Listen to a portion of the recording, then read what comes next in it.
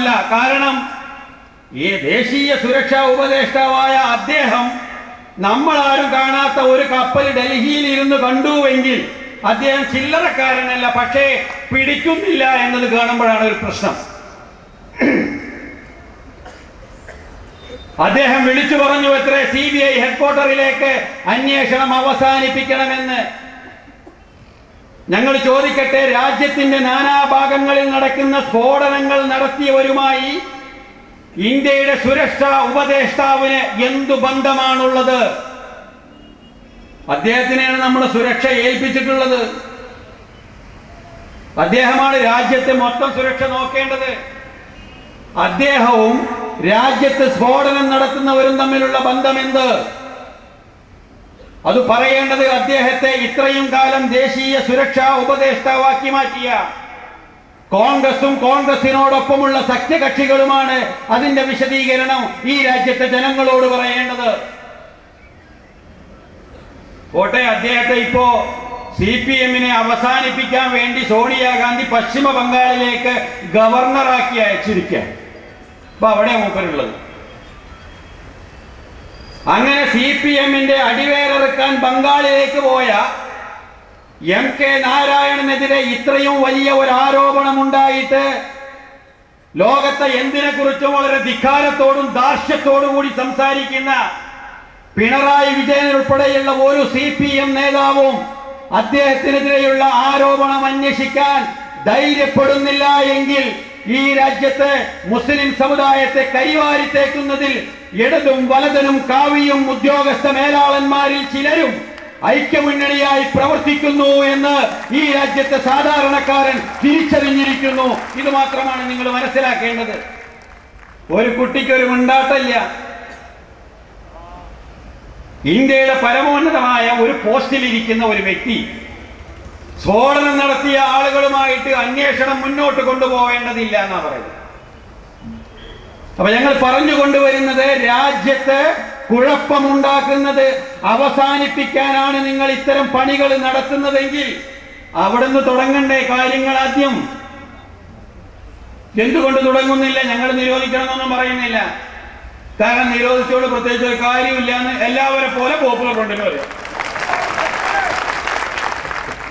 അതൊരു മനസമാധാനം കിട്ടാനേ നന്നാവുകയുള്ളൂ, കാര്യത്തിന് പറ്റൂല.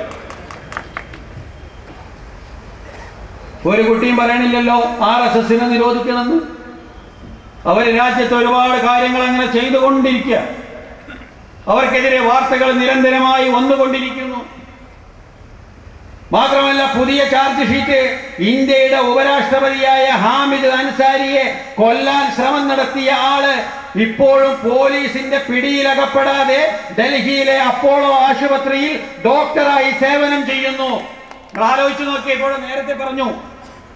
നേരത്തെ പറഞ്ഞു ഏതോ വീട്ടിലേക്ക് അരി കൊണ്ടുപോയി കൊടുത്ത മദ്രസ അധ്യാപകരെ പിടിക്കാൻ ആവേശം കാണിക്കുന്ന പോലീസുകാരുള്ള നമ്മുടെ രാജ്യത്ത് ഉപരാഷ്ട്രപതിയായ ഹാമിദ് അൻസാരിയെ വധിക്കാൻ ശ്രമിച്ചു എന്ന് CBI കണ്ടെത്തിയിട്ട് പോലും അദ്ദേഹത്തിന് നടപടിയെടുക്കാതെ അഴിഞ്ഞാടാൻ വിട്ടിരിക്കുകയാണ്.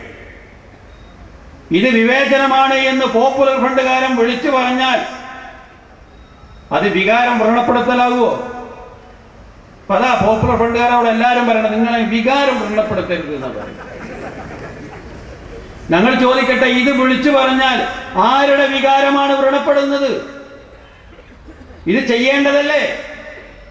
ഇത് മുസ്ലിങ്ങളുടെ മാത്രം ആവശ്യമാണോ? ഈ രാജ്യത്തെ ഓരോ പൗരന്റെയും ആവശ്യമല്ലേ ഇത്തരം ശക്തികളെ പിടിച്ചു കെട്ടുക എന്നത്? ചെയ്യുന്നില്ല. ഇനി കേരളത്തിലേക്ക് വരിക. കേരളത്തിലോ സമാധാന രാജ്യമാണോ കേരളം? കേരളത്തിന്റെ വിവരങ്ങൾ പരിശോധിച്ചു നോക്കിയാൽ കേരളത്തിൽ ഇന്ന് സംഘടനകൾ ഒരു വാർത്തയല്ലാതായിക്കൊണ്ടിരിക്കുകയാണ്. ഈ രാജ്യത്തെ വിവിധ രാഷ്ട്രീയ പാർട്ടികളുടെ സ്വാധീനത്തിലുള്ള ആയുധ ശേഖരങ്ങളുടെ കണക്ക് നമ്മുടെ രാജ്യത്തെ പോലീസ് സംവിധാനത്തെ പോലും പരാജയപ്പെടുത്തുമെന്ന് ഈ കേരളത്തിൽ ഒരുപാട് തവണ വാർത്തകൾ വന്നതാ. എന്നിട്ടോ അവർക്കെതിരെ എന്തെങ്കിലും നടപടി ഉണ്ടോ? ഒരു നടപടിയില്ല.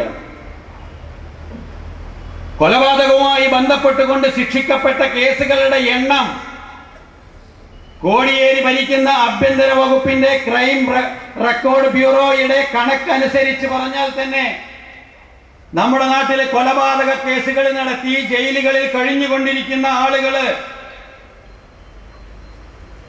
175 കേസുകളിൽ CPM-കാരാ. 175 കേസുകളിൽ 100 കേസുകളിൽ RSS-കാരുണ്ട്. കോൺഗ്രസ് 12 കേസിലുമുണ്ട്. ഇത് കോടിയേരി തന്ന കണക്കാ. പോപ്പുലർ ഫ്രണ്ടുകാരൻ യൂണിറ്റ് കൂടിയിട്ട് മിനിറ്റ്സ് എഴുതിണ്ടാക്കിയതല്ല. ഇനി അത് കണ്ടിട്ട് നിങ്ങൾ ആരോ അതിന് കേസെടുക്കാൻ നിൽക്കണം. അപ്പൊ അങ്ങനെയാണ്, നോക്കിയാ കേസാ.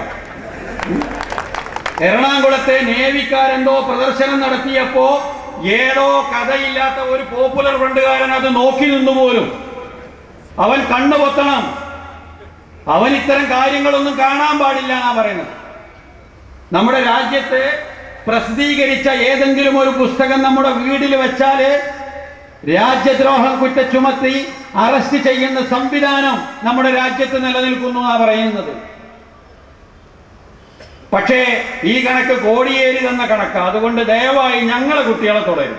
അത്രേ പറയാനുള്ളൂ. ഇത്രയും കേസുകൾ കേരളത്തിലെ ഓരോ ജയിലുകളിൽ പോയി കണക്കെടുത്തു നോക്കൂ. ആ ജയിലുകളിൽ ഏതു പാർട്ടിയുടെ ആളുകൾക്കാണ് സ്വാധീനമുള്ളത്? നമ്മുടെ ചാനലുകളിലെ വാർത്തകൾ പരിശോധിച്ചാൽ കേരളത്തിലെ എല്ലാ ജയിലുകളിലും 3 സെൻട്രൽ ജയിലുകളും പോപ്പുലർ ഫ്രണ്ടുകാരെ കൊണ്ട് നിറയണം. പക്ഷേ പല ജയിലിലും മരുന്നിന് പോലും ഒരാളില്ലല്ലോ. മറിച്ച് എല്ലാ ജയിലുകളിലും ഒന്നിരിക്കൽ CPM-കാരൻ, അല്ലെങ്കിൽ RSS-കാരൻ, അതല്ലെങ്കിൽ കോൺഗ്രസ്സുകാരൻ, അതല്ലെങ്കിൽ മുസ്ലിം ലീഗുകാരൻ കൊന്നതിന്റെ പേരിൽ, കഴുത്തറുത്തു കൊന്നതിന്റെ പേരിൽ, കൈവെട്ടി ഇലക്ട്രിക് പോസ്റ്റിൽ കെട്ടിത്തൂക്കിയതിന്റെ പേരിൽ അധ്യാപകനെ വിദ്യാർത്ഥിയുടെ മുമ്പിൽ ക്ലാസ് എടുത്തുകൊണ്ടിരിക്കുമ്പോ ചോദ്യപേപ്പർ തയ്യാറാക്കിയിട്ടല്ല, EMS-നെ ചീത്ത വിളിച്ചത് കൊണ്ടല്ല, AKGയെ തെറി വിളിച്ചത് കൊണ്ടല്ല, കാറൽ മാർക്സിന്റെ അടിത്തറ കുഴിമാന്തിയത് കൊണ്ടുമല്ല, കുട്ടികളുടെ മുമ്പിൽ അധ്യാപന വൃത്തി ചെയ്തുകൊണ്ടിരിക്കുന്ന അധ്യാപകരെ കുട്ടികളുടെ മുന്നിൽ വെച്ച് കൊല നടത്തിയ കേസ് ഉൾപ്പെടെ CPM-കാരും മറുഭാഗത്ത് RSS-കാരും നമ്മുടെ രാജ്യത്തെ ജയിലുകളിൽ നിറഞ്ഞിരിക്കുകയാണ്. അവരാണ് എന്നിട്ട് വെള്ളക്കുപ്പായൊക്കെ ഇട്ട് ചാനലുകളിൽ വന്നിട്ട് പോപ്പുലർ ഫ്രണ്ട് നടത്തുന്ന ഭീകരാക്രമണം കൊണ്ട് രാജ്യത്തെ സമാധാന അന്തരീക്ഷം തകർന്നിരിക്കുന്നു എന്ന് പറഞ്ഞ് ഈ സമുദായത്തെ പേടിപ്പിക്കാൻ ശ്രമിക്കുന്നത്.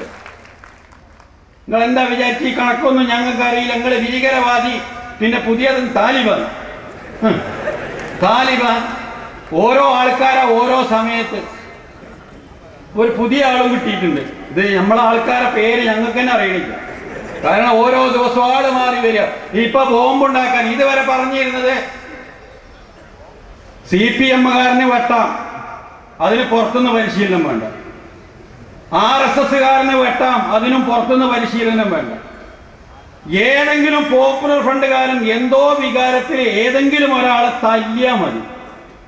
അപ്പോഴേക്ക് ആ പരിശീലനം കിട്ടിയത് ഏറ്റവും ചുരുങ്ങിയത് കാശ്മീരിൽ നിന്ന്, അല്ലെങ്കിൽ അതിന്റെ അപ്പുറത്ത് പാകിസ്ഥാനിൽ നിന്ന്, അല്ലെങ്കിൽ അതിൻ്റെയും അപ്പുറത്ത് കണ്ടഹാറിൽ നിന്നാണ് എന്ന് പറയാം. പക്ഷെ ഇപ്പൊ ലേശം ഉള്ളോട്ട് വരുന്നുണ്ട്. ഇപ്പൊ പുതിയ ഒരാളെ കിട്ടിയിട്ടുണ്ട്. പോപ്പുലർ ഫ്രണ്ടുകാർക്ക് ബോംബുണ്ടാക്കുന്ന ആളാണല്ലോ, എന്താണ് മല്ലറെഡ്ഡി, പേര് കിട്ടുന്നില്ല. അദ്ദേഹമാണ് പോലും ഇപ്പൊ പോപ്പുലർ ഫ്രണ്ടുകാർക്ക് ബോംബുണ്ടാക്കാൻ പഠിപ്പിക്കുന്നത്. മാത്രമല്ല അദ്ദേഹത്തിന്റെ, നിങ്ങൾക്കറിയാലോ, മാവോയിസ്റ്റുകൾ തന്നെ തലമ കത്തി നടക്കുക. ആ മാവോയിസ്റ്റുകളാണ് പോലും ഇപ്പോ പോപ്പുലർ ഫ്രണ്ടുകാർക്ക് സഹായവും ഒളിവിൽ താമസിക്കാനുള്ള അവസരമൊക്കെ ഉണ്ടാക്കി കൊടുക്കുന്നത്. എന്തും വിളിച്ചു പറയും. നിങ്ങൾ എന്താ വിചാരിച്ച്? വെറുതെ പാന്റും മുപ്പായിട്ട് വന്നിട്ട് ചിരിച്ചിട്ടാണ് വർത്തമാനം പറയാൻ തുടങ്ങി. ആൾക്കാർ വിശ്വസിക്കുന്നു തോന്നുന്നുണ്ട്. അതൊക്കെ ഏറ്റവും ചുരുങ്ങിയത് ഈ ചാനലുകൾക്ക് ഒരു വിലയില്ല. പക്ഷെ അവനാന്റെ വില നോക്കണ്ടേ?